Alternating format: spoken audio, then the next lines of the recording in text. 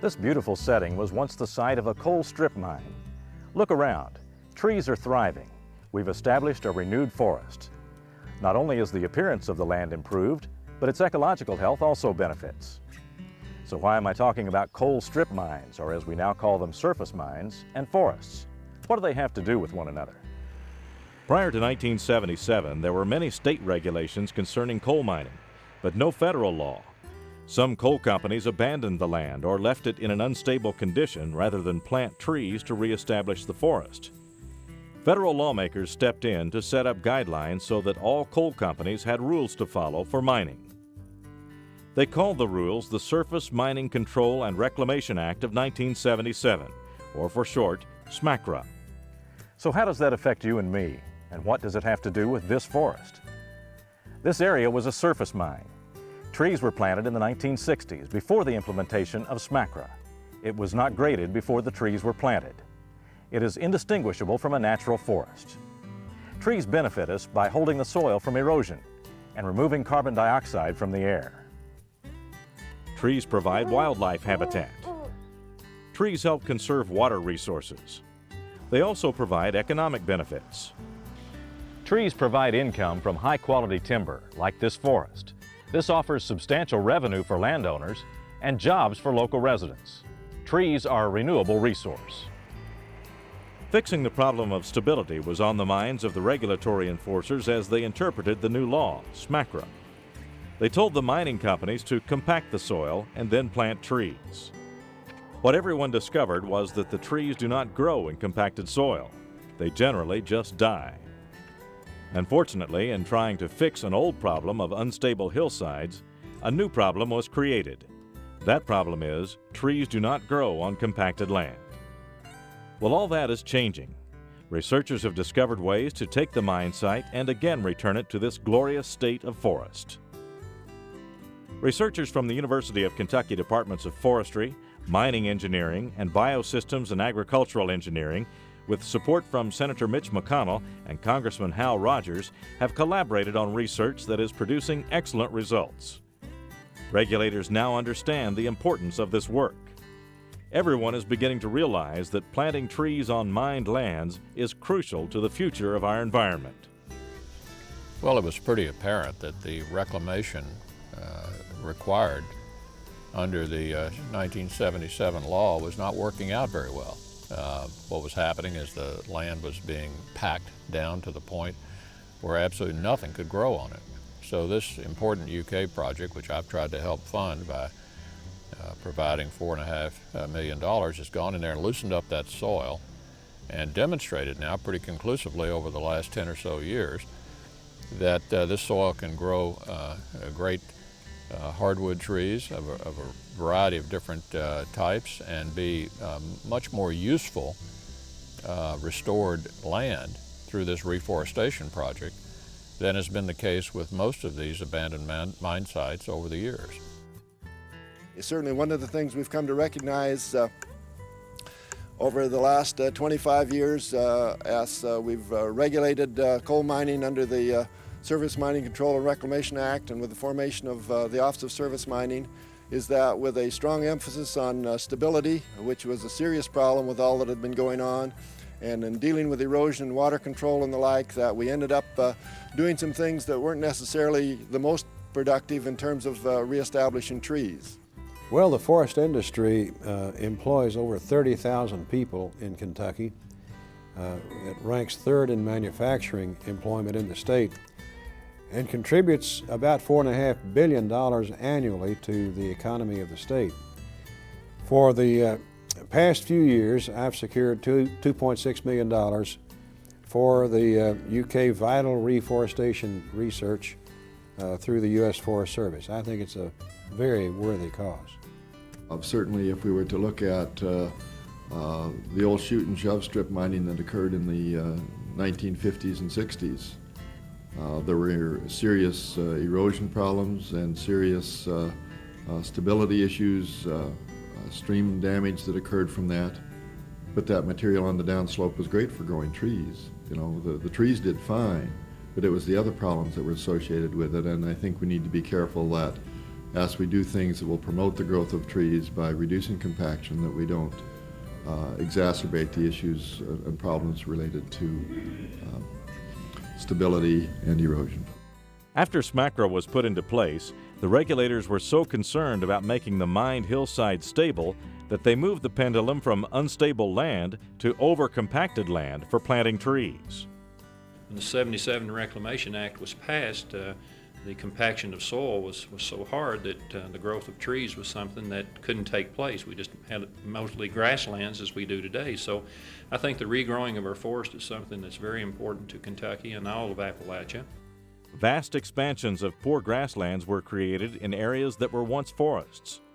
This presented a challenge to a professor at the University of Kentucky, Dr. Don Graves.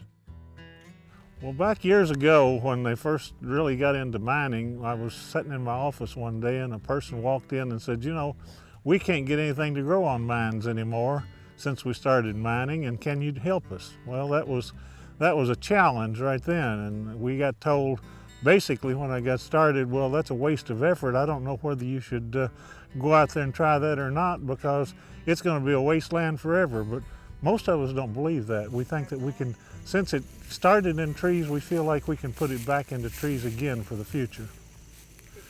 We looked at what we knew had worked in the past and what, say, they had found at Carbondale in southern Illinois. They found that areas that had been uncompacted in the past now had the highest site indexes in the state for white oak, red oak, walnut, and yellow poplar. Those are the kind of trees that we want to grow, and those are the trees that we couldn't grow. We knew that that was something that we should look at, and that had to do with the compaction on the areas. We looked at what went on at Powell River, and this is what we were contending with, and that we couldn't get any bond releases on these areas, and so finally the mines gave up and stopped even trying to plant trees on surface mines, which meant that we were going to lose hundreds of thousands of acres of what was forest land in the state of Kentucky, millions in the United States, and not have all of the amenities that we look for in a forest condition, like water, recreation, etc. Every time we look at the mountains, even when you fly over them, you know, the tops of the mountains, you know, where you just see grasses, it's not where it was before. And we'd like to put it back the way it should be. And by following the initiatives that are spelled out, makes it much easier for reclamation and putting trees back. Researchers, state regulators, the Office of Surface Mining, the Department of Forestry, and others created a plan that could be used to reclaim coal mines and reestablish a forest. What prompted the development of the Kentucky Reforestation Initiative, or Reclamation Advisory Memorandum 124, was largely the issuance of two documents in the spring of 1995. That would have been revisions to 16200, our Kentucky Revegetation Standards, and revisions to Technical Reclamation Memorandum 21. Those two documents did two things. They changed the number of species that had to be planted on mine sites, as well as the type of species that had to be planted on mine sites. RAM 124 is a guidance document. It largely requires the operator to select the proper soiling material they're going to put on the surface. It asks that they minimize, as best as possible, the amount of compaction that occurs. It asks them to ensure that they select appropriate species that are in fact supportive of the land use they will be establishing. It asks them to ensure that they use good tree planters when they're planting these trees on these sites. Largely that's what's in RAM 124, or the forestry reclamation approach. In December of 2003, a multi-state initiative was launched. State and federal regulators came together and created a partnership in the 7 Appalachian states. This partnership is called the Appalachian Regional Reforestation Initiative. The Appalachian Reforestation Initiative is a partnership that includes 7 states who are working together to promote the growth of more high-value hardwood trees on mined land using techniques that have been proven through years and years of forestry research. Some of the benefits that Kentuckians will enjoy from this initiative is establishment of a valuable renewable resource on mined lands, enhanced wildlife habitat, improved water quality, certainly additional carbon sequestration capabilities, and the reduction of erosion and sedimentation on mined lands. The Appalachian Regional Reforestation Initiative complements the work we're already doing to restore abandoned and reclaimed mine sites in our Commonwealth. We are proud as a Commonwealth to be a partner in this initiative and will continue to actively promote surface mining and reclamation practices that will result in long-term economic and environmental benefits in the Appalachian coalfield regions. Through this partnership and using RAM 124 as a basis, the ARI team created a forestry reclamation approach. What we have been looking at is the relationship between soil compaction and reforestation success. That is the survival of the trees and the growth of the trees. So we have been measuring certain characteristics of the spoil, certain physical characteristics, and then correlating those to the tree growth characteristics that we're seeing here in the field. Spoil is really the rock that's been blasted and has been removed to expose the coal. A good forest reclamation approach has 5 fundamental parts. The first is to create a suitable rooting medium for good tree growth that is no less than 4 feet deep and comprised of topsoil and/or the best available material. The best growth medium will depend on the local environmental conditions. We've also found out that those first few years after planting are very critical for the trees to become well established. And if they have, we've found 4 to 6 feet of loose material, that provides plenty of space for the roots to get a good foothold and to become well established in those first few years. Trees grow very well in what we would consider, what we call in mining terms, run-of-mine spoil. That is a mixture of different types of rock that's typically found in the coal fields. That material being just mixed and loosely dumped with a minimal amount of grading generally provides a very good root growth medium for soil, as we've seen here at Starfire. Some of the sites that were planted back in 1997 now, the trees are very tall, surviving very well in that kind of medium. In the steep slope areas here in eastern Kentucky, there's a fairly thin mantle of soil. So roots are normally going to be restricted. Now, what they are able to do are to find those crevices, openings, cracks, and move down into those.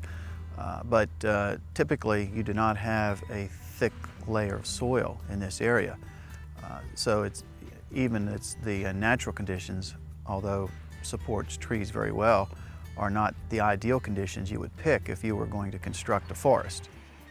The second step in the forest reclamation approach is to loosely grade the topsoil or topsoil substitutes to create a non-compacted soil growth medium.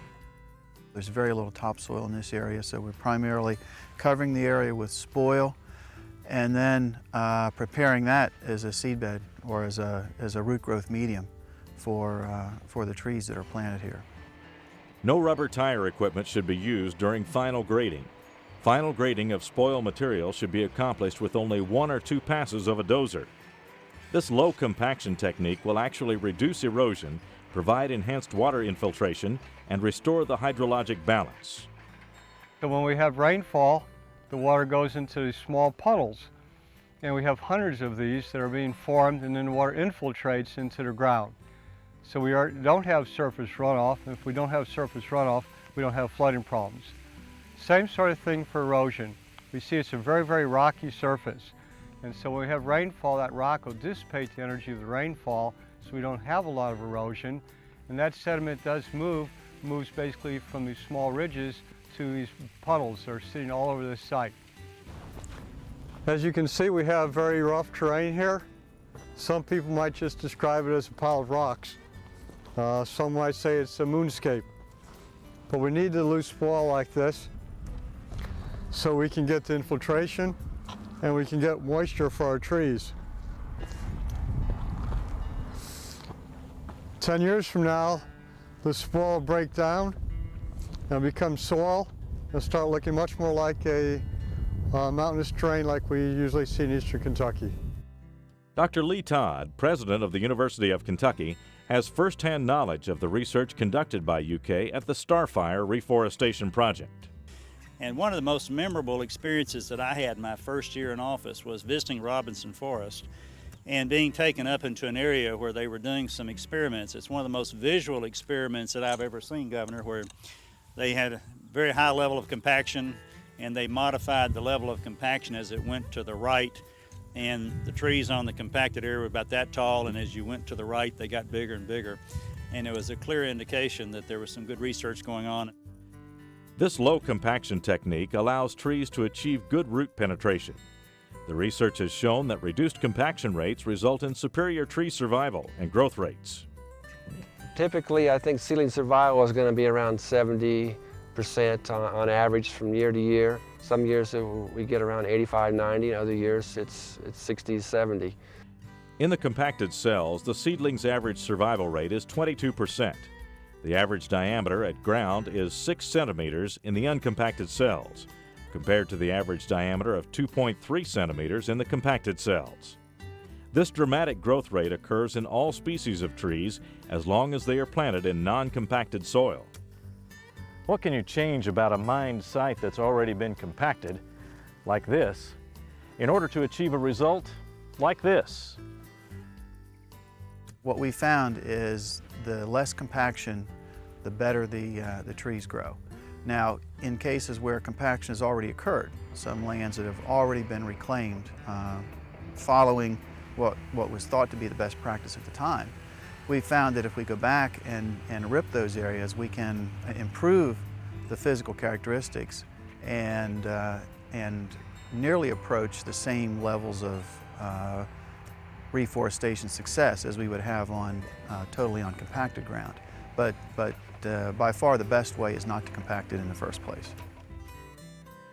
Research has shown that dozer ripping can alleviate compaction and increase tree growth, but it's less expensive to have never compacted the soil at all. Cross-ripping is recommended in order to allow root development in more than one direction. But this is an unnecessary expense that can be avoided by simply limiting final grading to 1 or 2 passes. Research shows that it costs an additional $2,000 of grading cost to produce reclaimed land into hayland pasture use. This is not suitable for tree growth at all. And when we get into that shape, then if we're going to grow trees, we have to change and use some kind of equipment like this to make it suitable for tree growth. The third step in the forest reclamation approach is to use native and non-competitive ground covers. Seeding rates and fertilizer rates should be minimized to limit ground cover competition with the tree seedlings. The fourth step in forestry reclamation is to plant 2 types of trees: early succession species for wildlife and soil stability, and commercially valuable crop trees.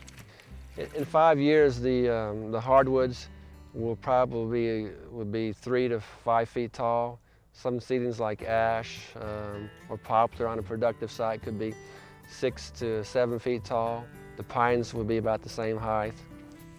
Natural succession of native forest plants and natural invasion by native species also takes place when you use the forestry reclamation approach. We had to grade it many passes to get it down to this level. And so that is more compacted. This we only took a couple passes over, and it's very loosely compacted compared to this side. And then the stuff beyond the smaller trees there is 40 to 50 years old. It's even less compacted because it was just dumped in place.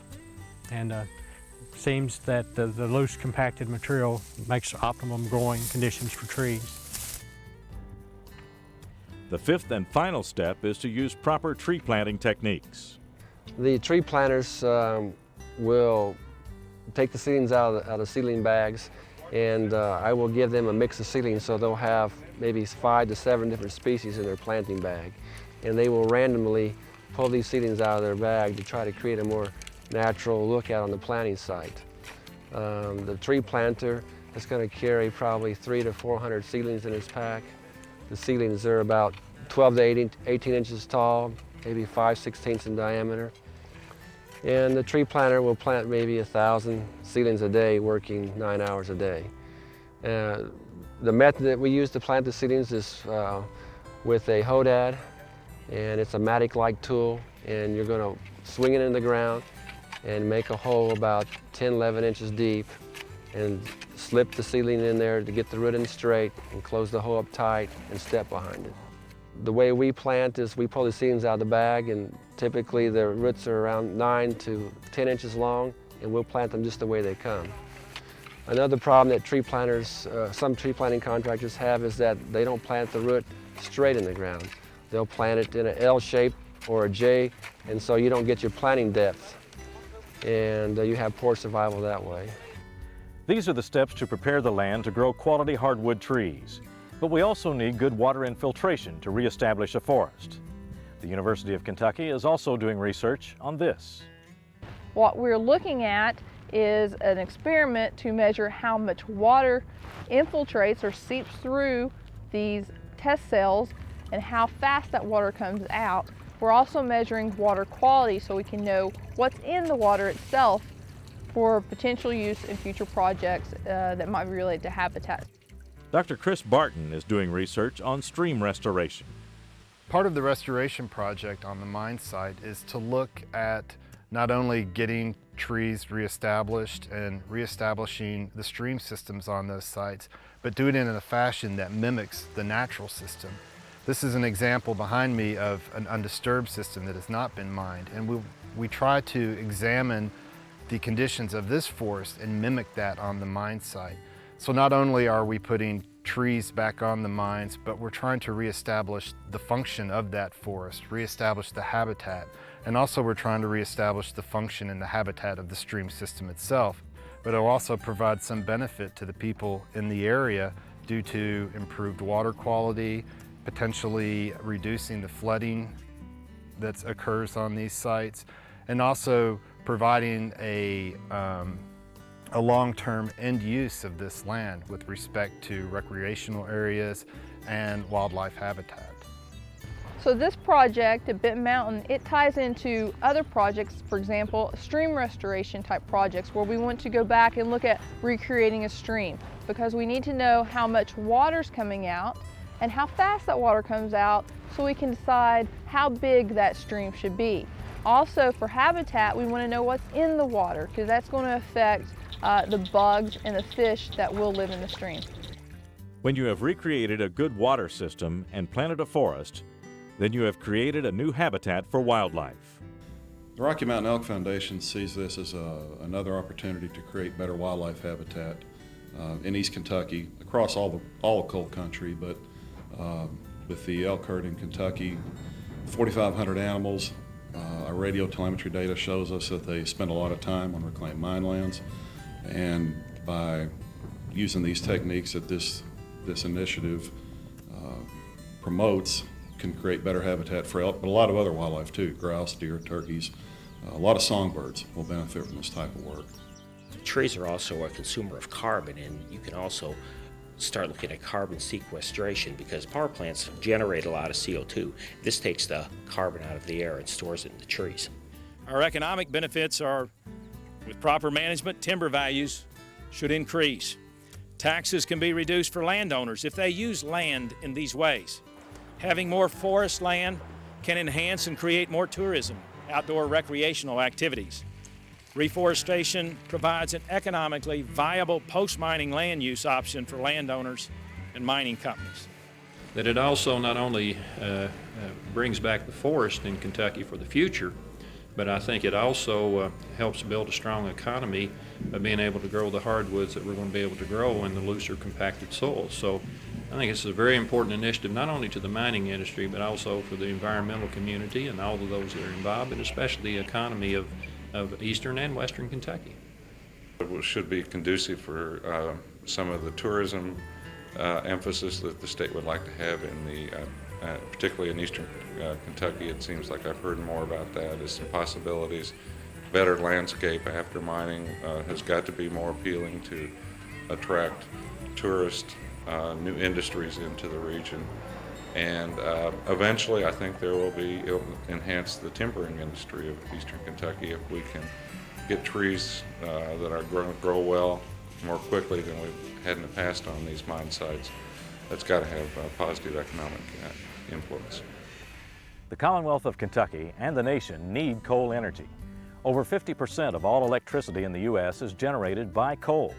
We must work together to use our resources wisely and as closely as possible recreate the land and water as it was before mining. The energy strategy recognizes that the reclamation of active and abandoned mine sites must be part of our commitment to responsibly develop Kentucky's energy resources. How do we implement this idea of the forestry reclamation approach? I think it has to start before the permit. It has to start with your property people and your land people, because with your property people, they have to be able to explain it to the owners of the land. Most of the property that is in East Kentucky is leased from individual property owners, even though the mineral companies own vast tracts of mineral. And they have to have a desire to have trees back. Reclamation is a continuing investment in our long-term future, and the return on that investment will have a positive impact for generations to come. Benefiting future generations. That's where it's really going to come in, because it's our kids who are really doing this for. It's not for us today. We need to reconsider some of what we've done in order to make sure that we can have that productive hardwood forest. It's a win-win-win situation. I think anybody who's concerned about the environment would be excited about the prospect of returning this land much more clearly. In some ways, it's going to even be better than the land was originally with this great timber on it. This research initiative to study the Appalachian surface mined areas and its effect on hardwoods is a long-term effort, of course. It will take many years, but provides a significant benefit, I think, to future generations. In addition, this research could change the standard reclamation process in the Appalachian mountain areas, which makes it currently very difficult to plant trees in ground that's compacted so as to prevent runoff. So it's important in the reclamation of mined areas in the Appalachian hills of Kentucky, both on the banks and on mountaintop removal, that the trees be able to be planted in uncompacted soil so that they will grow. I hope people remember the work that we've done here when they see the trees that are growing in the future that I won't get to see. When they see the wildlife, they see the clean water, they see less flooding in the areas than what they've seen in the past. And these are, along with the recreation and the other good things that they'll get out of this in the future, and realize that there was a lot of work that went in from some of us to produce this for them. And we enjoyed every bit of it. By working together, state and federal government agencies, the coal industry, landowners, university researchers, and local citizens can create highly productive forest land on reclaimed mine sites by using the forestry reclamation approach. Be a part of the effort to reclaim the future.